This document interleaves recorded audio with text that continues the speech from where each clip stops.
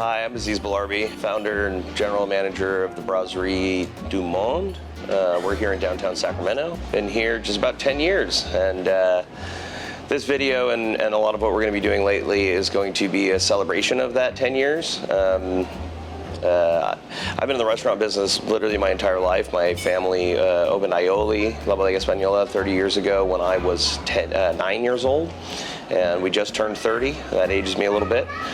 I have been on the restaurant floor since I was 11, 12, and with the benefit of having a very traveled family, got to travel extensively, and having a father who loves cuisine and everything around cuisine. I grown up surrounded by good wine, good food, and have had the opportunity to travel extensively and really enjoy cuisine.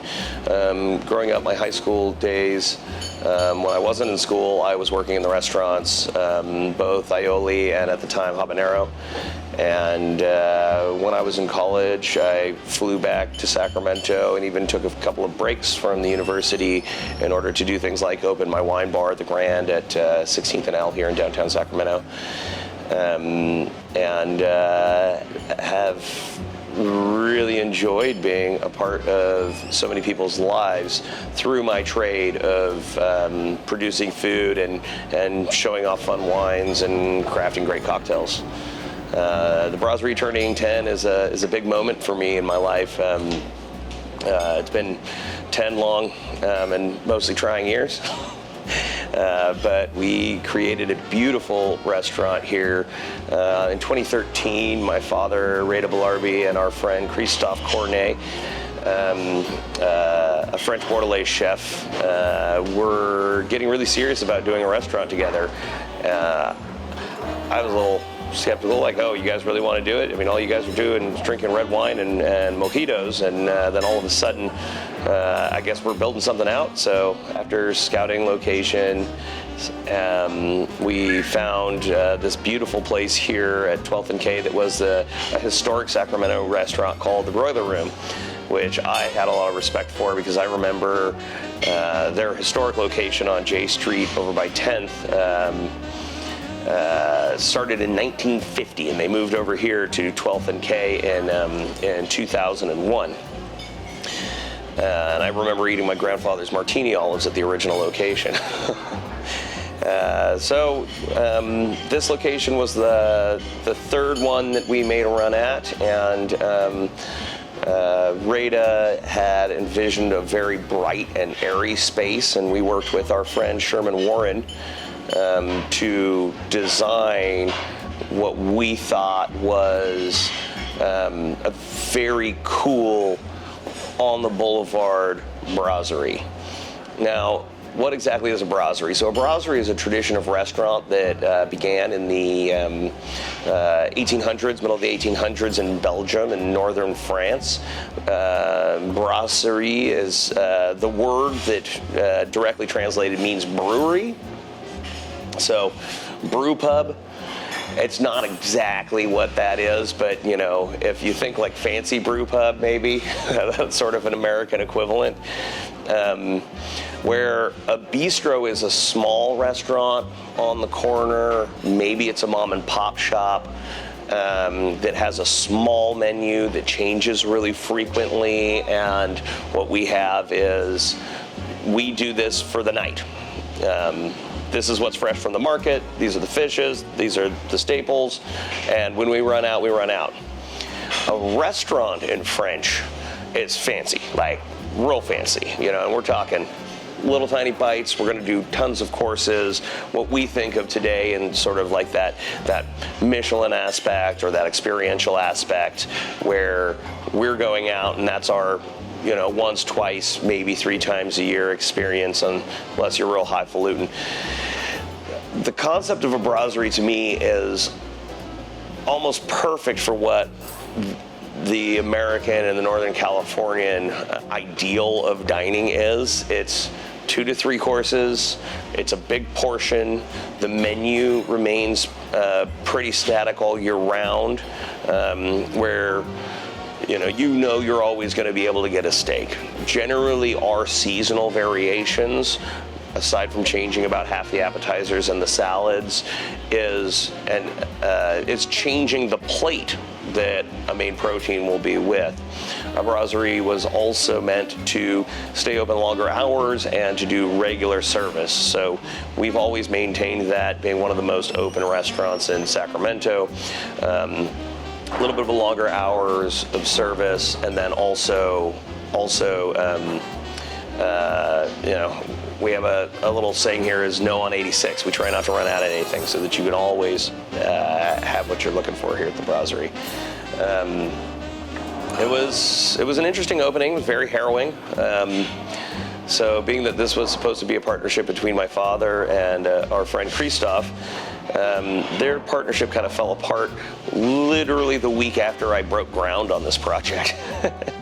So not only had I planned and had Sherman design and had all the architects build it and have the contractors make all the changes needed to the planning to get the city approval, I then had to run the project myself, while still managing aioli most days. And from October of 2014 to April of 2015, I didn't sleep, and we built a gorgeous restaurant. I remember being in Alan Osborne's foundry and helping sand and polish the top of this bar. And when we got it all ready, we literally moved it over here in a little flatbed truck and popped it right on the bar top. And in opening, got a shout out to Jason Richardson, my friend, who was my right hand and my opening manager, who really helped me keep things together in what was a chaotic opening. With Christoph falling out, I had to bring a pretty talented chef named Scott McNamara, talented but also a little cursed. He had a really great hand, but most of his kitchen didn't have a real strong base on knowledge. Became really good friends with his sous chef, and we really were able to help train a motley crew of young Sacramento cooks to cook traditional French. And it's funny because initially as Brasserie Capitale, we really had the notion that we wanted to do traditional French, kind of French from the 50s and 60s, maybe with the lens of the New California and the Nouveau Cuisine, the Alice Waters and the Jeremiah Tower and the Daryl Cordy influence on French, but we were really stuck in kind of an older fashion of the cuisine. Not for any reason other than we felt that that's what the market wanted at the time. Because there's sort of been a lack of French cuisine in the Sacramento marketplace for many years.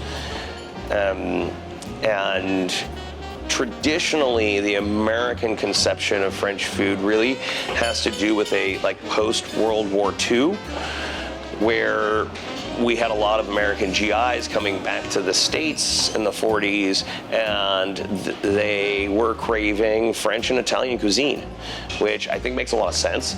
And French and Italian cuisine, being Mediterranean cuisines, work on a very similar methodology and are very flavorful, and they're also lending to plates that are produce heavy. And that's what the breadbasket of California and Sacramento region is really all about. Beautiful, beautiful produce, cooking with lots of garlic and onions. My father would always say, onion is the truffle of the poor. So we went in the last 400 years where garlic eaters and onion eaters were considered the lowest of the low, to really, I think, the way that you treat your onion and you treat your allium is how we approach the highest levels of cuisine. I mean, I can get truffles. I got a great truffle guy, Jose Bellarbi, and he brings me beautiful Oregon white truffles. He brings me beautiful Bordelais Perigords, and I can shave them, I can grate them, and truffle is a wonderful flavor. It sometimes can be a little overwhelming and mask some of the more subtle flavors of the dish. But I think alliums will always dance to really kind of bring up a plate. So Brasserie Capitale, that was an interesting thing. I feel like we had some ups and downs. My chef now, Isaac Hernandez, became the head chef here late 2015, and he was the head chef here for basically since then. But there was a stint when Christoph came back to work with me, and he was my executive chef for 2 years, leading into right when the theater closed. So our good friend Randy Perigari, he famously closed the historic Esquire Grill in June. It was June of 2019, the day after the last matinee at the theater. I think he maybe had a little more foresight than a lot of restaurateurs in our area. And essentially the timeline goes is that COVID hit after that. And COVID was a very difficult time. I mean, we had to close the restaurant. In fact, I closed and reopened this restaurant 13 times in 2020. 13 times, whether it was